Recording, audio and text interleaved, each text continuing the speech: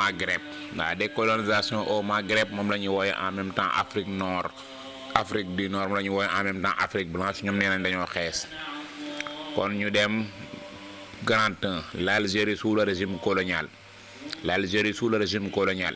L'Algérie est une colonie au statut particulier. Elle est considérée comme une partie intégrante du territoire français en tant que colonie de peuplement. kon cër bi ko France joxoon joxu ko woon Sénégal joxu ko woon Mali joxu ko woon Côte d'Ivoire joxu ko woon Guinée. L'Algérie est une colonie au statut particulier. Elle est considérée comme une partie intégrante du territoire français en tant que colonie de peuplement. lu ko waral wala lu koy wane son gouverneur général relevé non pas du ministère des colonies mais du ministre de l'Intérieur de la France. Son gouverneur général relevé non pas du ministère des colonies mais du ministre de l'Intérieur de la France. Wow. Les pieds noirs, population de souche française jouit de droits étendus. Ces colons développent une agriculture moderne sur plus de 2 millions d'hectares et fournissent la majeure part des cadres supérieurs, techniciens, fonctionnaires. ci dëkk jàmbur ñoom ñoo fa sañ lii sañ a falu sañ fa falu gouverneur sañ fa falu mboolem pal gu baax ñoo ko fa sañ a falu alors que ña fa dëkk sañuñ ko faa falu ndeysaan métti na. Les pieds noirs demeurent jaloux de leurs privilèges et s'opposent à toute évolution pour l'Algérie. Mais par contre la population autochtone majoritairement arabo-berbère et musulmane développe une agriculture archaïque sur des lopins de terre. ndeysaan si sa dëkk bi nga moom ñun la sañoo faa am sax tool lépp jàmbur yoo ko contrôlé. Cependant sa participation à la vie politique et administrative est limitée et soumise au code juridique de l'indigène. bala nga am pas bu baax da ngaa génn sa diine. ñu ne l'Algérie est une colonie au statut particulier. Elle est considérée comme une partie intégrante du territoire français en tant que colonie de peuplement. Son gouverneur général levé non pas du ministère des colonies mais du ministère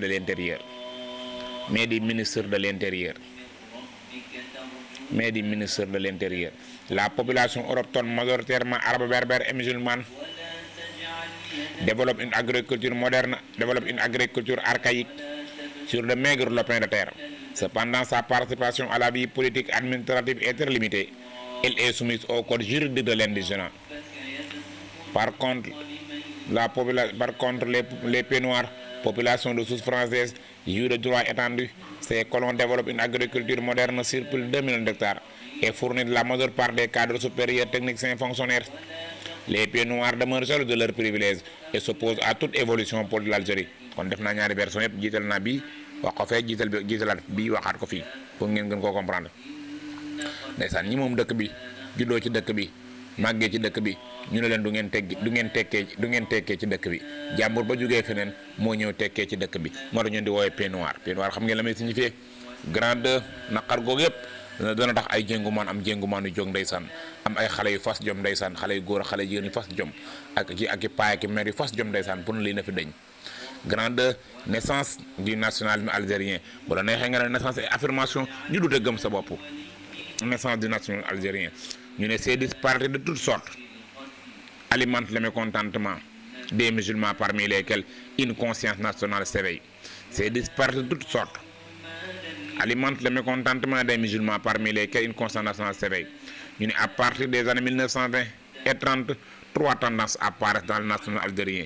À partir des années 1920 et 30 trois tendances apparaissent dans le national algérien. ñu ne ban moo si jiitu ñu ne xale yi ndeysaan xale yu am jom yi ndeysaan. Le premier regroupement algérien était le fait intellectuel sous le vocable des jeunes algériens, c'est-à-dire sous l'appellation des jeunes algériens. Le premier regroupement algérien était le fait intellectuel sous le vocable des jeunes algériens. Leurs revendications au départ se limitaient à l'assimilation totale à la citoyenneté française. Leurs revendications au départ se limitaient à l'assimilation totale à la citoyenneté française.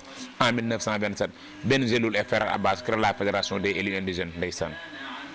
boobu ay booy lañ ñu ne dañoo bëgg lu sol costume comme ni ko pieds noirs bi solooy ñoo bëgg am falu comme ni ko ñuy faloo boobu ndeysaan ay xaar lañ xamagu réalité bi beneen mouvement bi le mouvement des oulémas ndeysaan waa jàkka ji waa daayira bi ndeysaan le mouvement des oulémas waa jàkka ji waa daayira bi. Le mouvement des oulémas créé en 1931 par Abdel Hamid Ben Badis qui réclame la création d'une Algérie arabe et prône le rattachement à la jeunesse algérienne, aux valeurs algériennes et islamiques. Son slogan: Islam est ma religion, arabe est ma langue, Algérie est ma patrie. Ils exercent leur action dans les mosquées, la presse et l'enseignement. ndeysaan maanaam l'enseignement pour un rattachement de la jeunesse algérienne aux valeurs islamiques ndeysaan xale yi bu leen niru tubaab yi ay saay-saay lañ ñoom tàppal lañ bëriñ dugg néegu góor te niru leen ak ñoom côté bu de bu leen niru ndeysaan. Troisième mouvement bi bëgg siiw le mouvement populiste incarné par Mezzali Adji qui dirige à partir de 1927 l'étoile nord-africaine formé un an plus tôt par les travailleurs immigrés à Paris. 10 ans plus tard elle devient PPA, Parti du peuple algérien, qui réclame l'indépendance de l'Algérie avec le soutien de la France ou le concours de la France bëgg siiw pourtant ñu njëkkatu lu baaru indépendance waaye indépendance de la kenn xamul France dimbali ñu ndeysaan. Petit 1. L'évolution politique du nationalisme algérien. L'évolution du nationalisme algérien. Le 10 février 1943 booy màgg na ndeysaan booy màgg na idée yokku nañ am na bag ndeysaan ba dem université gis réalité bi bëgg del si ci lycée bi mu doon jàngee kon dina changer réalité dañ changé bu ñeen na expliqué booy lam dund fële ak leen moo leen kon Ferhat Abbas màgg na ndeysaan. Le 10 février 1943, Ferhat Abbas réclame l'autonomie à travers le manifeste du peuple algérien. Ferhat Abbas réclame l'autonomie à travers le manifeste du peuple algérien rejeté par De Gaulle, c'est-à-dire FLN, Comité français de libération nationale, créé le 3 juin 1943. En décembre, De Gaulle accorde la nationalité française à des milliers algériens musulmans. Boobu ne ko en 1927 bi ñu ko soxlaa joxoon ñu ko kon tey jii duñ ko jël ndeysaan. ndax taxuñoo jóg bëgguñoo nekk ay français ndax yéen xam nañ leen. Rejeté par les nationalistes en décembre 43 De Gaulle accorde la nationalité française à des milliers d'Algériens musulmans. Rejeté par les nationalistes en 1944, Ferhat Abbas fonde l'association des amis du manifeste algérien en 1944. Le 8 mai 1945, le jour de la capitulation allemande, les Algériens célèbrent la capitulation allemande et Bouzik Sahel refuse de baisser le drapeau. Vive la République algérienne. Abattu par un policier, c'est le déclenchement des émeutes de Sétif et de Guelma et la rupture définitive entre pieds noirs et autochtones. À partir de 1946, le mouvement nationaliste se multiplie davantage. En 1946, UDMA est créée, Union démocratique manifeste algérien dirigée par Ferhat Abbas, qui réclame la création d'une république algérienne autonome associée à l'Union française. Xam ngeen Union française. Le MTLD, Mouvement pour le triomphe des libertés démocratiques, fondé par Mezzali Adji et dirigé par Ahmed Ben Bella. En 1946, les nationalistes algériens entrent dans une vive rivalité. Ñu commencé bujjee entre le MTLD et le UDMA de Mezzali Adji, kii ne dañoo war a guerre pour am indépendance, kii ne dañoo war a négocier. Mezzali Adji est emprisonné en 1952. Son organisation est affaiblie. Ndeysaan mu néew kattan. En 1954, la France est battue par le Vietnam. Après 50 jours de combat accéléré, les Algériens, c'est-à-dire CRUA, Comité révolutionnaire d'unité et d'action, allié au maquisard de Ben Kazer Krim, lui fixe la date de l'insurrection, le 1er novembre 1954. Yow France mois de mai lañ la duma 54 novembre 54 1er novembre 54 rajo bi su xëyee dina wax guerre d'Algérie ou bien indépendance d'Algérie yow yaay xool doxal ñu dem. Petit 2, de l'insurrection à la guerre. De l'insurrection à la guerre 54-58, de l'insurrection à la guerre 54-58, le 1er novembre, le 1er novembre 1954 comme prévu, des attentations perpétrées sur l'ensemble du territoire simultanément, c'est la Toussaint Rouge. Le même jour est formé au Caire le Front de libération nationale. France ne li benn mouvement bu amul mujj waay la rek xaaral ma jëm leen massacre rek lekk na nax na boppam calcul mental nax na ko. La France décide d'écraser les manifestants par une simple opération policière. En 1955, les Algériens attaquent 36 centres de colonisation. Ray fa lañ fa ray. La France est consciente de l'échec de l'opération policière. Lajj na opération policière bi. Jacques Soustel, le nouveau gouverneur général de l'Algérie, entame des négociations. Comme Ghanay et négocier mon frère, entame des négociations avec la FLN, Front de libération nationale. Créé bu leen ko fàtte 1er novembre 1954 jour bi guerre bi déclenché ca Caire en 1956 la France utilise son droit de poursuite et bombarde deux villages tunisiens Saqiet et Sidi Youssef. La plainte de la Tunisie devant l'ONU, c'est l'international du conflit algérien. Tunisie def li xam ngeen lam doon def di ibil Algérie muy dugg mu koy làq. La France utilise son droit de poursuite et bombarde deux villages tunisiens Saqiet et Sidi Youssef. La plainte de la Tunisie devant l'ONU, la pression de la Grande-Bretagne et les États-Unis contre la France. pieds noirs yi jaaxle c'est l'internationalisation du conflit pieds noirs yi jaaxle lañ ndeysaan. Les pieds noirs pensent que la France va donner l'indépendance à l'Algérie et créer le CSP comité de salut public ñoo ñoom yàlla ci dëkk jàmbur autour du général Massoud xam ngeen Massoud moo ñoom Salaan ak bandi yooyu noonu ce comité organise une révolte qui aboutit sur la chute c'est-à-dire benn coup d'état lañ def le 13 mai 1958 mu provoqué le chute de la 4e république le 27 mai 1958 avec la création de la 5e république juddu Grand 3 la guerre d'Algérie sous la 5e république.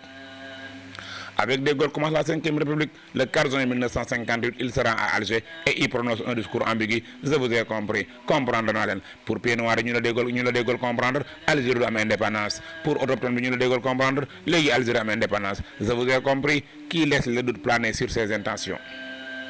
Il annonce des réformes telles que l'égalité entre colons et autochtones, le plan de Constantine, l'emploi des musulmans.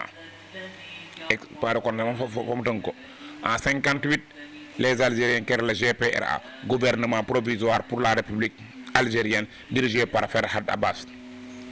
En 59, De Gaulle propose 3 solutions aux Algériens. Pieds noirs, quelqu'un doit comprendre que De Gaulle comprendre.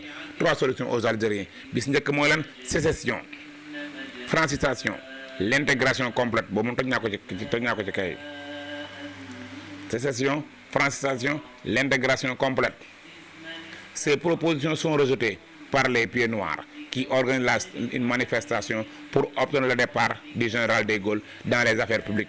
waa France ne la bu la ñu fontoo yéen nag mënu leen daane 4e république bëgg daane 5e république bii paa nag waa France ñoo wax ak ñoom français nekk France bii paa ñoo wax ak français nekk Algérie ñu woowee pieds noirs bande yooyu noonu. Une manifestation pour obtenir le départ du général de Gaulle dans les affaires publiques.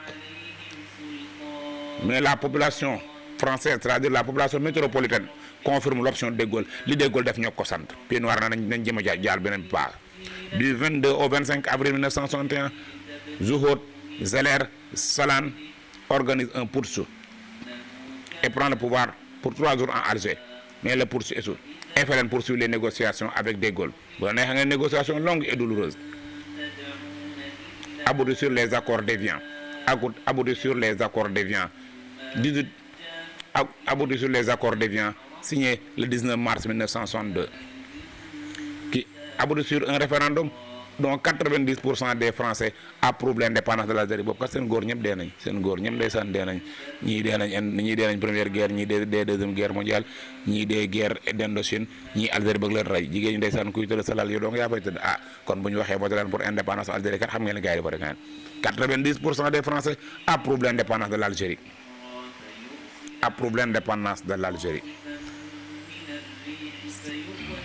approuve l'indépendance de l'Algérie En juillet 62, l'Algérie devient indépendante avec comme président Ahmed Ben Bella. 63-65 renversé par un coup d'état militaire orchestré par Ouari Boum Diène.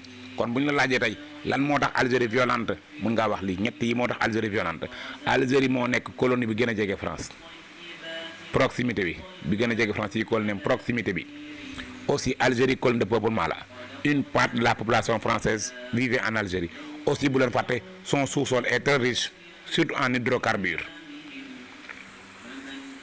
waaw kon jéem nañoo nag tënk Algérie ngi noonu nag moom tamit nag mais nag Algérie bi France amee défaite ci Indochine bi Indochine duma France ci la Algérie tam forcé jëm duma France keroog la Sénégal waroon góorgóorlu duma France waaye xam nga rek la fa xew